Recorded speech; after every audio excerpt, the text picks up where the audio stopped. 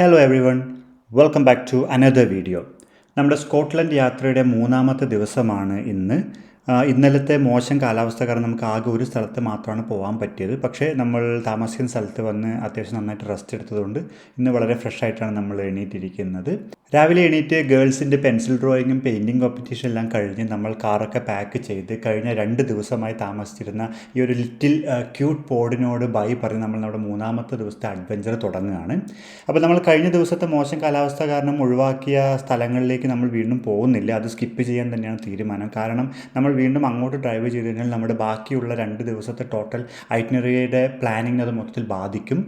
അല്ലെങ്കിലും വന്ന് ഇറങ്ങിയപ്പോൾ തന്നെ സ്കോട്ട്ലൻഡ് നമ്മൾ വീണ്ടും വരേണ്ടി വരുമെന്നൊരു അവസ്ഥയിലുള്ള രീതിയിലാണ് നമ്മളെ വരവേറ്റത്. അതുകൊണ്ട് തന്നെ നമ്മൾ വീണ്ടും ഒരിക്കൽ സ്കോട്ട്ലൻഡ് വരുമ്പോൾ ആ സ്ഥലങ്ങൾ കവർ ചെയ്യാമെന്ന തീരുമാനത്തിൻ്റെ പുറത്ത് നമ്മൾ നമ്മുടെ നിലവിലെ പ്ലാനുമായിട്ട് മുന്നോട്ട് പോവുകയാണ്. അപ്പോൾ നമ്മൾ ഇന്ന് പോകുന്നത് മൂന്നാമത്തെ ദിവസം നമ്മൾ പ്ലാൻ ചെയ്ത സ്ഥലങ്ങളിലേക്കാണ്. നമ്മൾ ഇന്നലെ രാത്രി താമസിച്ച ടൊമാറ്റിൻ ഗ്ലാമ്പിംഗ് പോർട്സിൽ നിന്ന് നമ്മൾ മുകളിലേക്ക് ഡ്രൈവ് ചെയ്ത് വാലിഗോ സ്റ്റെപ്സിലേക്ക് പോകും. അതൊരു വ്യൂ പോയിൻ്റാണ്. 365ഓളം സ്റ്റെപ്സ് നമ്മൾ താഴോട്ട് ഇറങ്ങിയിട്ട് കടലിലെ ഒരു ക്ലിഫിലേക്ക് ഇറങ്ങിപ്പോകുന്നൊരു സെറ്റപ്പാണ് വാലിഗോ സ്റ്റെപ്സ്. നല്ലൊരു വ്യൂ പോയിൻ്റാണ്. അത് കഴിഞ്ഞ് നമ്മൾ വീണ്ടും മുകളിലേക്ക് ഡ്രൈവ് ചെയ്ത് നോർത്തിലേക്ക് ഡ്രൈവ് ചെയ്ത് ജോണോഗ്രോഡ്സ് എന്നൊരു സ്ഥലത്തെത്തും. അത് ബ്രിട്ടൻ്റെ മെയിൻലാൻഡിൻ്റെ ഏറ്റവും വടക്കേ അറ്റമാണെന്നാണ് പറയുക. ശരിക്കും അത് കഴിഞ്ഞിട്ടും സ്കോട്ടിഷ് ഐലൻഡ്സുകളുണ്ട്. പക്ഷേ മെയിൻലാൻഡിൻ്റെ ഒരു അറ്റമായതുകൊണ്ട് അതിന് ലാൻഡ്സ് എന്നൊക്കെ വിളിക്കും. വളരെ ബ്യൂട്ടിഫുള്ളായ വ്യൂ പോയിൻ്റാണ്. അവിടെ തന്നെ ഡെൻസ്കാൻസ്ബി സ്റ്റാക്സ് എന്ന് പറഞ്ഞ് വേറൊരു വ്യൂ പോയിൻ്റ് കൂടിയുണ്ട്. ഈ 3 സ്ഥലങ്ങളും പോയ ശേഷം നമ്മൾ തിരിച്ച് സ്കോട്ട്ലൻഡിൻ്റെ ക്യാപിറ്റൽ സിറ്റിയായ എഡിൻബ്രയിലേക്ക് ഡ്രൈവ് ചെയ്യും. ഇന്ന് രാത്രി നമ്മൾ എഡിൻബ്രയിലാണ് എയർബിഎൻബി ബുക്ക് ചെയ്തിരിക്കുന്നത്. അവിടെയാണ് നമ്മൾ കിടന്നുറങ്ങാൻ പോകുന്നത്. മൊത്തത്തിൽ ഇതൊരു 5 അല്ലെങ്കിൽ 7 മണിക്കൂർ ഡ്രൈവ് ഉണ്ട്. ഡെൻകാൻസ്ബി സ്റ്റാക്സ് ടു എഡിൻബ്ര നമ്മൾ തിരിച്ച് ഡ്രൈവ് ചെയ്യുന്നത് പോയ അതേ വഴിയിലൂടെയാണ്. അതൊരു 440ഓളം കിലോമീറ്റർ ഉണ്ടാവും. അതാണ് ഇന്നത്തെ പ്ലാൻ.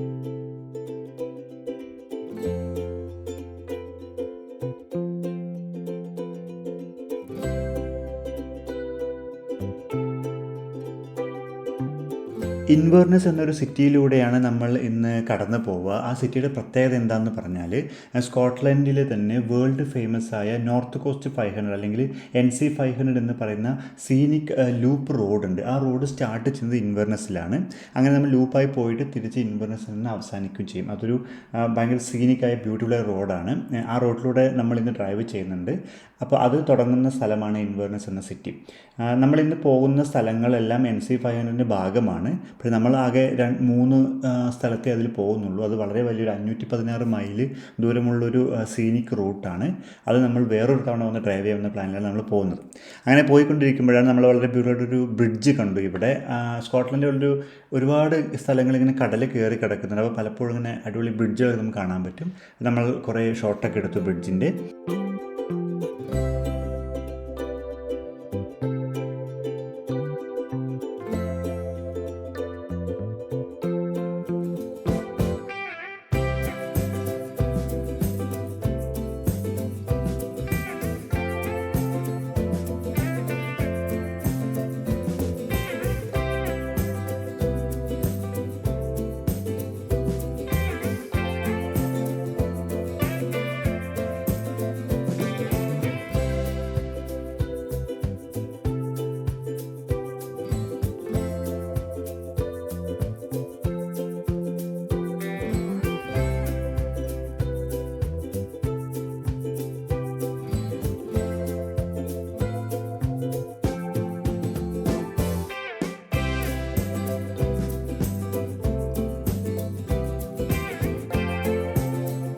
ബ്യൂട്ടിഫുൾ ആയിട്ടുള്ള കുറേ വില്ലേജുകളിലൂടെയൊക്കെ നമ്മൾ കടന്നുപോയി.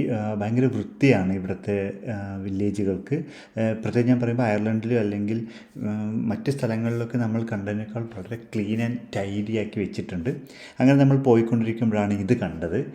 അയർലൻഡിൽ വന്നിറങ്ങിയ കാലം മുതൽ ആഗ്രഹിക്കുന്നതാണ് ഈ ഒരു ഫീൽഡിൻ്റെ ഷോട്ട് എടുക്കണം എന്നുള്ളത്. പക്ഷേ ഇതുവരെ നമുക്ക് പറ്റിയിട്ടുണ്ടായിരുന്നില്ല. അങ്ങനെ ആ ആഗ്രഹം കൂടെ ഈ യാത്രയിൽ നടന്നു.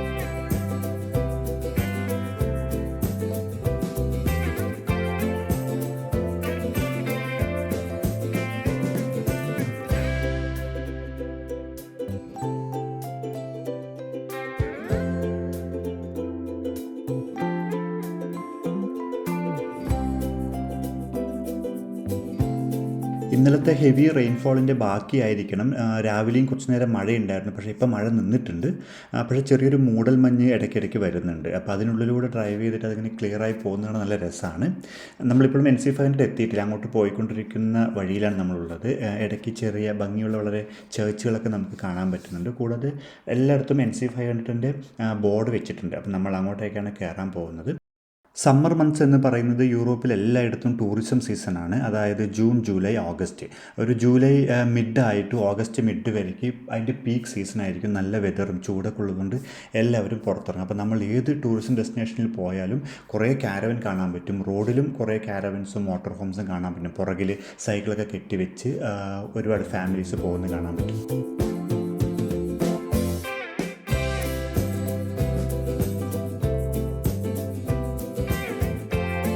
അങ്ങനെ പോയിക്കൊണ്ടിരിക്കുമ്പോൾ നമ്മൾ ദൂരെ നിന്നൊരു കാസിൽ കണ്ടു. എന്നാൽ പിന്നെ ചുമ്മാ കയറി നോക്കാം എന്ന് പറഞ്ഞിട്ട് നമ്മൾ കാസിലേക്ക് പോവുകയാണ്. ഇപ്പോൾ ഡൺറോബിൻ കാസിൽ എന്നാണ് ഇതിൻ്റെ പേര്. 1845 ബിൽഡ് ചെയ്തതാണ് ഈ കാസിൽ. ഇത് ആക്ച്വലി നമ്മുടെ ലിസ്റ്റിലില്ല, അതുകൊണ്ട് നമ്മൾ അകത്ത് കയറുന്നില്ല. കൂടാതെ നമുക്ക് സമയം കളയാനില്ലാത്തതുകൊണ്ട് നമ്മൾ അകത്ത് കയറാതെ കുറച്ച് ഷോട്ടുകളെല്ലാം പുറത്തുനിന്ന് എടുത്തിട്ട് അവിടെ നിന്ന് ഇറങ്ങി.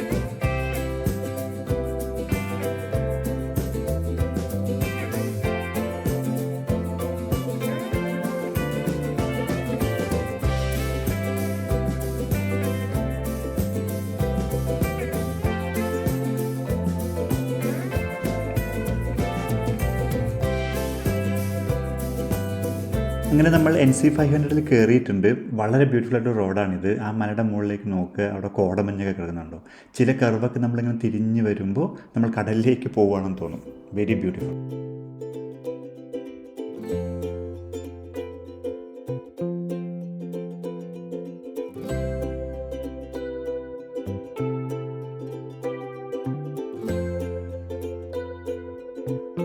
അങ്ങനെ 4 മണിക്കൂറോളം ഓടി നമ്മൾ ഇന്നത്തെ ഒന്നാമത്തെ ഡെസ്റ്റിനേഷനായ വാലിഗോ സ്റ്റെപ്സിലേക്ക് എത്തിയിട്ടുണ്ട്. ഇതാണ് അതിൻ്റെ കാർ പാർക്ക്. വളരെ കുഞ്ഞു കാർ പാർക്കാണ്. അപ്പോൾ നമ്മൾ വന്നപ്പോൾ അത് ഫുള്ളായിരുന്നു. നമ്മൾ കുറച്ച് നേരം വെയിറ്റ് ചെയ്തിട്ടാണ് നമുക്കൊരു പാർക്കിംഗ് സ്പോട്ട് കിട്ടിയത്. പാർക്കിംഗ് സ്പോട്ടിൽ നിന്ന് നമ്മൾ കുറച്ചധികം താഴേക്ക് നടക്കണം. കുറച്ച് ദൂരം നടന്നാലാണ് നമ്മൾ ഈ വാലിഗോ സ്റ്റെപ്സിൻ്റെ മോൾ ഭാഗത്തെത്തുക.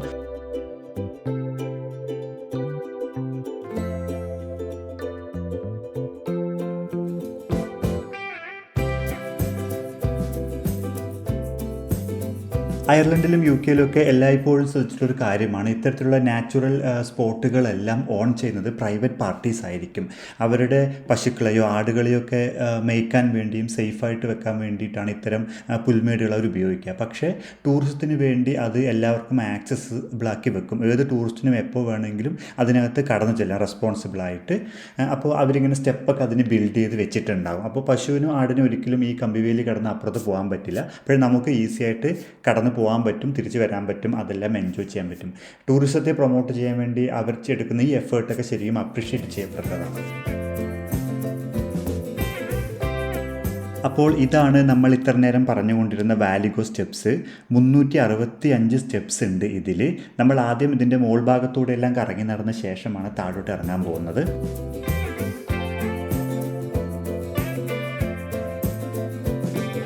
എന്താണ് വാലിഗോ സ്റ്റെപ്സ് എന്ന് ചോദിച്ചു കഴിഞ്ഞാൽ, നാച്ചുറലി ഫോം ചെയ്ത 2 സീ ക്ലിപ്സിന് ഇടയിലുള്ളൊരു ഹാർബറാണ് വാലിഗോ എന്ന് പറയുന്ന ഈ സ്ഥലം.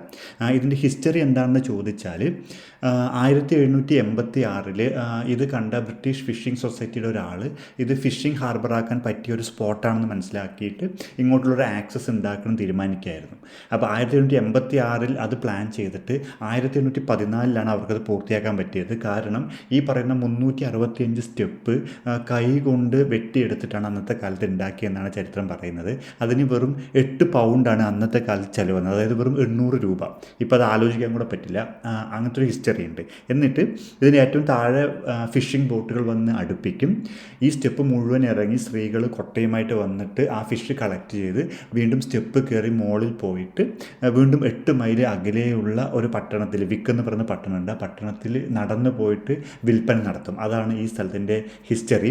ഭയങ്കര ബ്യൂട്ടിഫുൾ പ്ലേസ് ആണ്. അതിൻ്റെ ഹിസ്റ്ററി കൂടെ അറിയുമ്പോൾ നമ്മൾ വല്ലാതെ അത്ഭുതപ്പെട്ടു പോകും. അങ്ങനെ ആ സ്റ്റെപ്പുകളെല്ലാം ഇറങ്ങി നമ്മൾ താഴെ വന്നിട്ടുണ്ട്. ഇതാണ് താഴെ നിന്നുള്ള വ്യൂ. കുറച്ചധികം ആളുകളുണ്ട്, പക്ഷേ അടിപൊളി സ്ഥലമാണ്. ഇറങ്ങി വന്ന് നിൽക്കുമ്പോൾ വേറൊരു ഫീലാണ്. രണ്ട് സൈഡിലും ഭയങ്കര മലകളും താഴെ നല്ല തെളിഞ്ഞ വെള്ളമൊക്കെ ആയിട്ട് അടിപൊളി സ്ഥലമാണ്.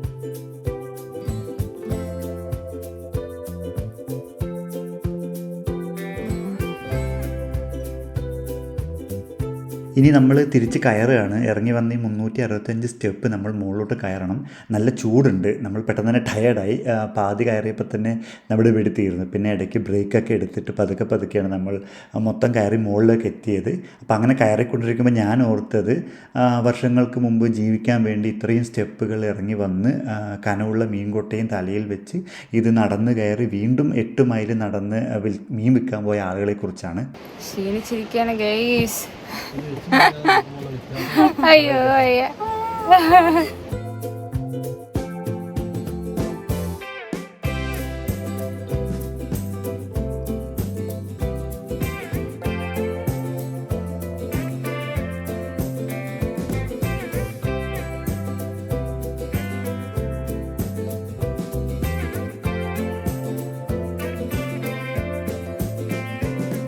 അങ്ങനെ ഒരു വിധത്തിൽ നമ്മൾ ആ സ്റ്റെപ്പെല്ലാം കയറി കാറിലെത്തി കുറേ നേരം അവിടെ ഇരുന്ന് വെള്ളമൊക്കെ കുടിച്ച് റെസ്റ്റ് ചെയ്ത ശേഷമാണ് നമ്മൾ അടുത്ത സ്ഥലത്തേക്ക് ഡ്രൈവ് ചെയ്തത്.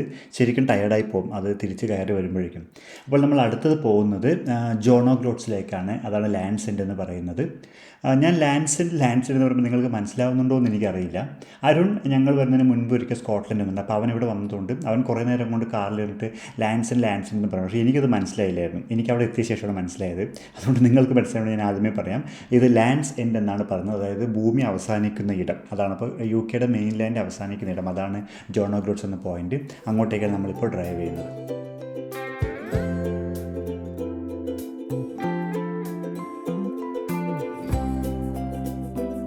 വാലിഗോ സ്റ്റെപ്പിൽ നിന്ന് സ്റ്റാർട്ട് ചെയ്ത് ഒരു വില്ലേജും കുറച്ച് സൂപ്പർ മാർക്കറ്റ്സും കഴിഞ്ഞ് നമ്മൾ വീണ്ടും കുറച്ച് ദൂരം ഡ്രൈവ് ചെയ്ത് കഴിഞ്ഞപ്പോൾ തന്നെ നമുക്ക് മനസ്സിലായി ഇത് ഭൂമി അവിടെ അവസാനിക്കുകയാണ്. അമ്മാതിരി ലാൻഡ്സ്കേപ്പാണ്. ഭൂമിയുടെ ജിയോഗ്രഫി അതുപോലെ തന്നെയാണ്. ഭൂമി ഇങ്ങനെ താഴ്ന്നു പോകുന്നു, അപ്പുറത്ത് മൊത്തം കടൽ. അടിപൊളി സ്ഥലമായിരുന്നു. നൈസ് ഡ്രൈവ് ആയിരുന്നു.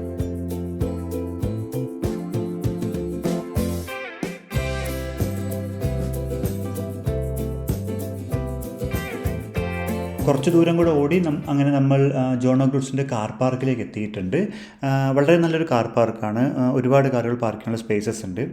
അടിപൊളി സ്ഥലമാണ്. അവിടെ എത്തിയപ്പോൾ തന്നെ വല്ലാത്തൊരു പോസിറ്റീവ് വൈബാണ്. ഇന്ന് പ്രത്യേകിച്ച് നല്ല വെതർ, നല്ല ലൈറ്റ്, നല്ല ചൂടുണ്ട്, നിറയെ ആളുകളുണ്ട്. അടിപൊളി സ്ഥലം, വളരെ ബ്യൂട്ടിഫുൾ സ്ഥലമാണ്.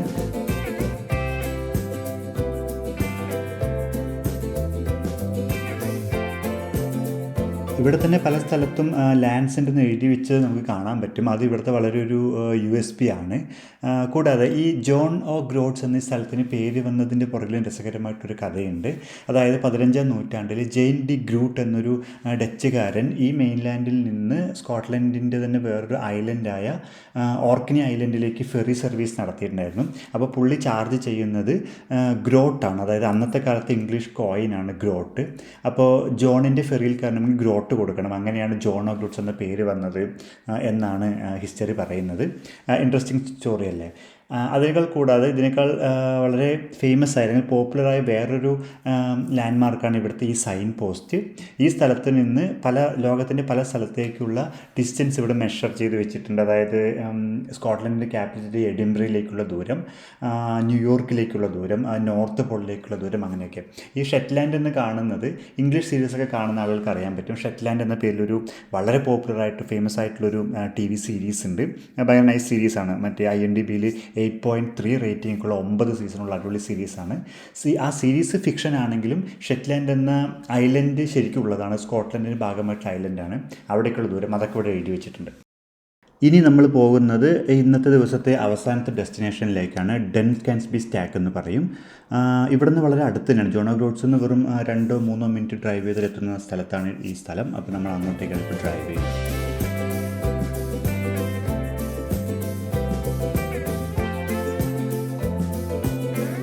കാർ പാർക്കിൽ നിന്ന് കുറച്ചധികം നടന്നാലാണ് നമുക്ക് സ്റ്റാക്സ് കാണാൻ പറ്റുക.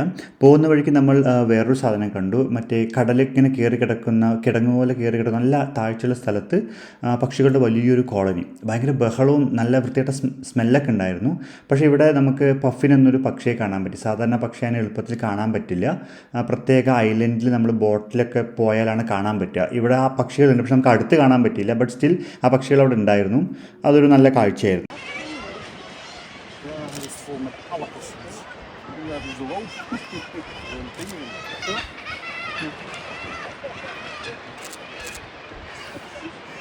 Ja, dat witte randje heeft hij. Die heeft dat witte randje, die kunnen we wel opzoeken. Alle passies. എപ്പോഴും ബീച്ചിലൊക്കെ പോയിട്ട് സീഗളിനെ കാണുമ്പോൾ എപ്പോഴും ആലോചിക്കും സീഗൾസൊക്കെ എവിടെയാണ് താമസിക്കുന്നുണ്ടാവുക, അത് എവിടെയാണ് മുട്ടയിടുക എന്നുള്ളത്. ഇവിടെ വന്നിട്ട് ഇത് കണ്ടപ്പോഴാണ് മനസ്സിലായത്. ഇത്തരം ക്ലിഫുകളുടെ പാറ ഇടുക്കിലൊക്കെയാണ് അവർ കൂട് കൂട്ടുന്നത്, ആ പുല്ലൊക്കെ ഉപയോഗിച്ചിട്ട്. ഇപ്പോൾ ആ കാണുന്ന പുല്ലിനകത്ത് മുട്ടയിട്ട് കുഞ്ഞുങ്ങൾ വിരിയിച്ച കുറച്ച് സീഗളിൻ്റെ കുഞ്ഞുങ്ങളെയൊക്കെ നമുക്ക് കാണാൻ പറ്റി. അതൊരു പുതിയ അറിവായിരുന്നു. ഇവിടുന്ന് കുറച്ചുകൂടെ മുന്നിലേക്ക് നടന്നാലാണ് നമുക്ക് ആ സ്റ്റാക്സ് കാണാൻ പറ്റുക. ഈ കാണുന്ന 2 സ്തൂപം പോലെ പൊങ്ങി നിൽക്കുന്നതാണ് ഡെൻസ്കാൻസ്ബി സ്റ്റാക്സ്. എന്താണ് അതിൻ്റെ പ്രത്യേകത എന്ന് പറഞ്ഞാൽ 400 മില്യൺ ഇയേഴ്സ് മുൻപ് ആ 2 സ്റ്റാക്സും വലതുവശത്ത് കാണുന്ന മെയിൻ ലാൻഡിൻ്റെ ഭാഗമായിരുന്നു. അപ്പോൾ ഇത്രയും വർഷത്തിൻ്റെ കാറ്റിൻ്റെയും തിരമാലയുടെയും പ്രവർത്തനം, മറ്റ് പ്രകൃതി പ്രതിഭാസങ്ങളെല്ലാം ചേർന്നിട്ട് അതിന് തേയ്മാനം സംഭവിച്ച് അത് ആ മെയിൻ ലാൻഡിൽ നിന്ന് വിട്ടുപോകുന്നതാണ്. അതാണ് ഈ സ്ഥലത്തിൻ്റെ പ്രത്യേകത. 400 മില്യൺ ഇയേഴ്സ് എടുത്തു ഇങ്ങനെ സംഭവിക്കാൻ എന്നാണ് വിക്കിപീഡിയ പറയുന്നത്. എന്തായാലും അതൊരു ഭയങ്കര അത്ഭുതകരമായ കാഴ്ചയായിരുന്നു.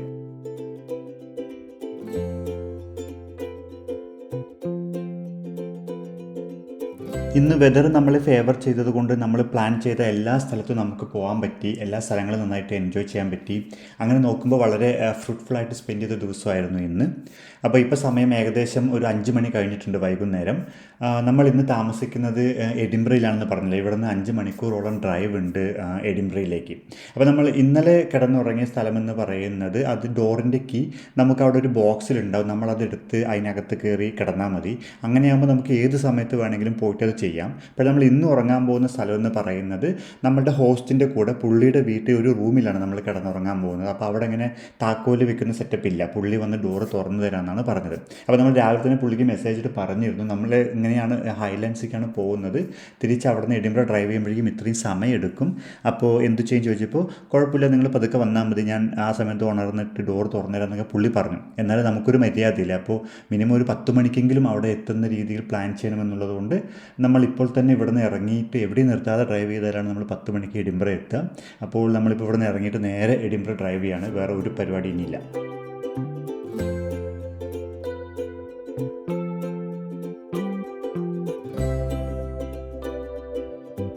സ്കോട്ടിഷ് ഹൈലാൻഡ്സിൽ നിന്ന് നേരിട്ട് എഡിൻബറയിലേക്ക് ഡ്രൈവ് ചെയ്യുന്നത് വല്ലാത്തൊരു ഡ്രൈവിംഗ് എക്സ്പീരിയൻസ് ആണ്.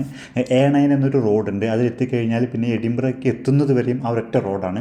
അടിപൊളി റോഡാണത്. കൂടാതെ അതിൻ്റെ 2 സൈഡിലും തിക്ക് ഫോറസ്റ്റും പൈൻമര കാടുകളൊക്കെ ആയിട്ട് ഭയങ്കര സീനിക് റൂട്ടുമാണ്. ഒരൊറ്റ പ്രശ്നമേ ഉള്ളൂ, അവിടെ നമുക്കൊരു 96-100 km/h എന്ന ലിമിറ്റിലാണ് ഓടിക്കാൻ പറ്റുള്ളൂ. എല്ലായിടത്തും അതിൻ്റെ ക്യാമറയും വെച്ചിട്ടുണ്ട്. ബട്ട് സ്റ്റിൽ അധികം ട്രാഫിക് ഇല്ലാതെ നമുക്കിങ്ങനെ അടിപൊളിയായിട്ട് ഡ്രൈവ് ചെയ്യാൻ പറ്റുന്ന സ്ഥലമാണ്. ശരിക്കും ആ ഡ്രൈവ് നമ്മൾ എൻജോയ് ചെയ്തു. അങ്ങനെ നമ്മളൊരു 5 മണിക്കൂർ കൊണ്ട് തന്നെ എഡിൻബറയിലേക്ക് എത്തിയിട്ടുണ്ട്. അപ്പോൾ ഇന്ന് രാത്രി നമ്മൾ നമ്മുടെ റൂമിൽ പോയി കിടന്നുറങ്ങി നാളെ രാവിലെ ഫ്രഷായിട്ട് എണീറ്റ് ബാക്കി അഡ്വഞ്ചറിലേക്ക് പോകാനാണ് പ്ലാൻ. അപ്പോൾ ഈ വീഡിയോ ഇഷ്ടപ്പെട്ടെങ്കിൽ നിങ്ങൾ ചാനൽ ഒന്ന് സബ്സ്ക്രൈബ് ചെയ്യുക. അപ്പോൾ നാളത്തെ യാത്രയുടെ വിശേഷങ്ങളുമായി അടുത്ത വീഡിയോയിൽ കാണുന്നവരെ ബായ്.